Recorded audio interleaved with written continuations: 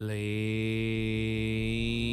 solar eruption powerful enough to rival the greatest geomagnetic storm in recorded history occurred on July 23, 2012. It did not strike Earth. According to the available reconstruction, our planet missed the encounter by a margin of roughly 9 days in the Sun's rotation. That is the first concrete answer to how close we have come. Not a countdown measured in minutes, and not proof that catastrophe was inevitable, but a narrow accident of celestial geometry. The eruption happened. Earth simply was not in its path. To understand what that means, we have to return to September 1859, when the benchmark itself was written into the historical record. The Carrington Event peaked on September 1st and 2nd, during solar cycle 10. It is described in the supplied evidence as the most intense geomagnetic storm in recorded history. Auroral displays were reported around the world. Telegraph stations experienced sparking, and some experienced fires. Those effects joined two environments separated by an immense physical boundary. The eruption began at the Sun. Its consequences appeared within electrical equipment on Earth. The leading explanation is that a coronal mass ejection, or CME, collided with Earth's magnetosphere. The source describes this cause as most likely, not as a directly witnessed chain measured by a modern mission. That distinction matters. The terrestrial effects are documented historical observations. The exact solar mechanism is the best supported interpretation given in the record. A geomagnetic storm is therefore not the same thing as an eruption on the Sun. It is the disturbance associated with the encounter between solar material and Earth's magnetic environment. In 1859, that disturbance became visible through auroras and consequential through telegraph systems. The technology exposed to it was limited compared with the machinery implied by the phrase modern technological damage. At that time, the electrical equipment affected worldwide consisted mostly of telegraph systems, and yet even that early network registered the storm physically. Sparks crossed equipment. Fires occurred in stations. The event did not need to touch the ground as flame or impact the planet as a solid object. Its signature emerged through the interaction of a solar eruption, the magnetosphere, and electrical systems already distributed across human society. This is where intuition fails.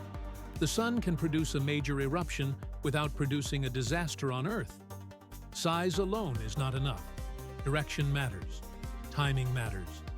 The relative orientation between an active solar region and our planet matters. The July 2012 storm demonstrates that difference with unusual clarity. At 02:08 UTC on July 23rd, an unusually large and strong coronal mass ejection occurred. The region producing the outburst was not pointed directly toward Earth. The Sun's equator rotates around its axis approximately once every 27 days, and the source estimates the miss in terms of that rotation, roughly 9 days. Had the eruption occurred when the region faced Earth, the geometry would have been fundamentally different. But we must separate 3 layers of this account. First, the eruption itself is the observed event, identified by date and time. Second, its unusual size and strength support a comparison with the 1859 storm. Third, the conclusion that an Earth impact would have caused widespread technological damage is a counterfactual interpretation, an evidence-based statement about what might have happened, not damage that actually occurred. In 2012, there were no worldwide terrestrial consequences from this CME in the supplied record because it missed Earth. The phrase comparable to Carrington also requires care. The source says the eruption's strength has been predicted to be comparable to the 1859 event. Predicted is not identical to a direct side-by-side measurement. The storms belong to different observational eras. The 1859 benchmark comes from historical reports of auroras.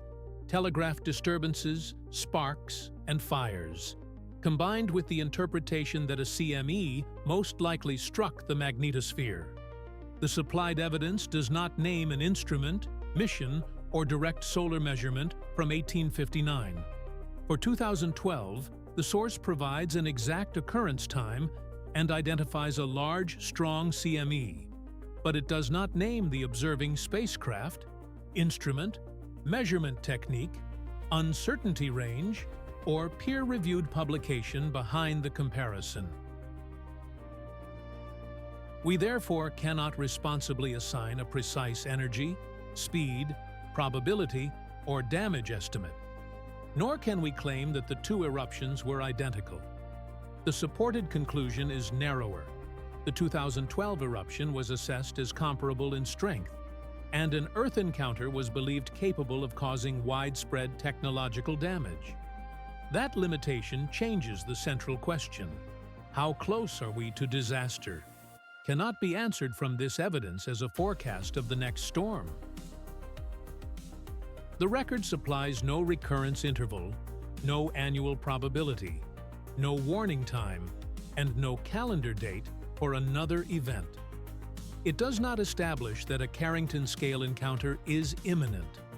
It establishes something both less dramatic and more consequential. A major solar eruption occurred in the recent past, and whether Earth was struck depended on where the source region was facing. The explanations can now be ranked by the strength of the supplied evidence. At the highest level are the documented consequences of 1859, globally reported auroras, sparking, and fires in telegraph stations during the geomagnetic storm's peak.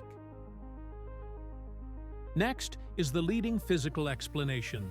A CME most likely collided with Earth's magnetosphere.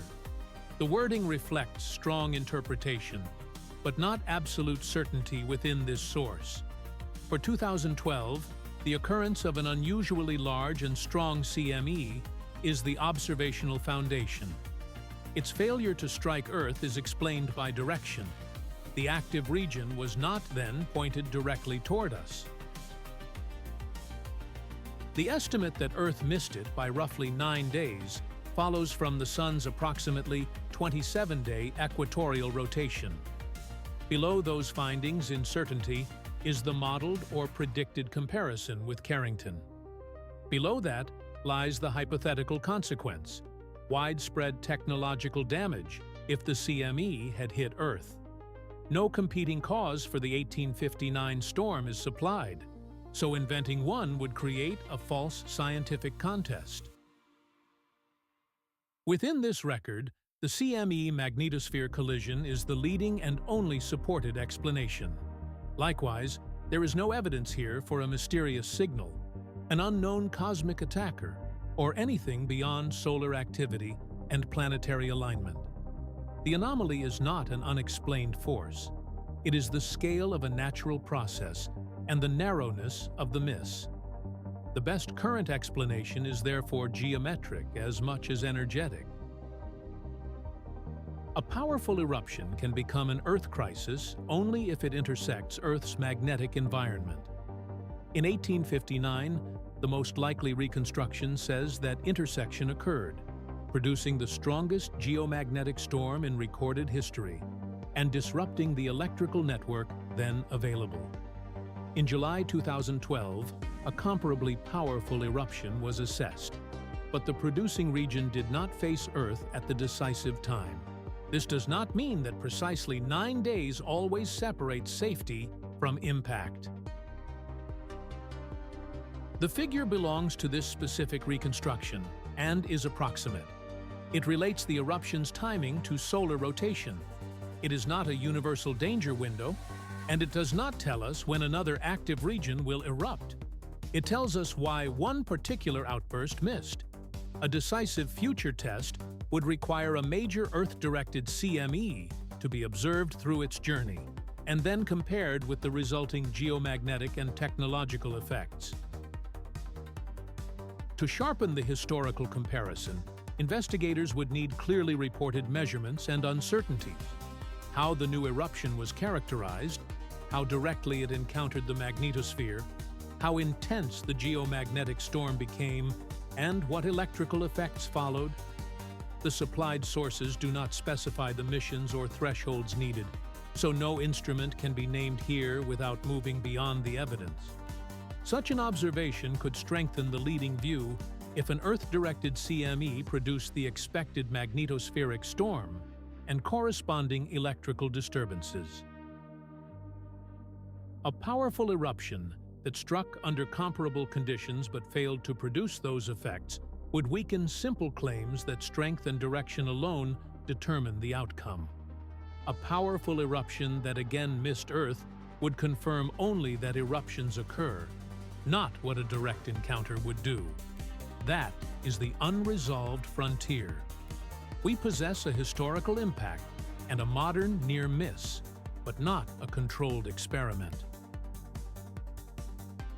The Carrington Event shows that the Sun can drive a geomagnetic disturbance intense enough to make electrical infrastructure spark and burn. The 2012 event shows that another unusually strong eruption can occur while Earth escapes because the source region points elsewhere. So, how close are we to disaster? The evidence supports no countdown. It supports no claim of certainty. It supports one precise warning. On July 23, 2012, a storm assessed as comparable to the 1859 event missed Earth by roughly 9 days of solar rotation. The difference between a remarkable solar eruption and a terrestrial crisis was not whether the Sun erupted. It was whether Earth stood in the way.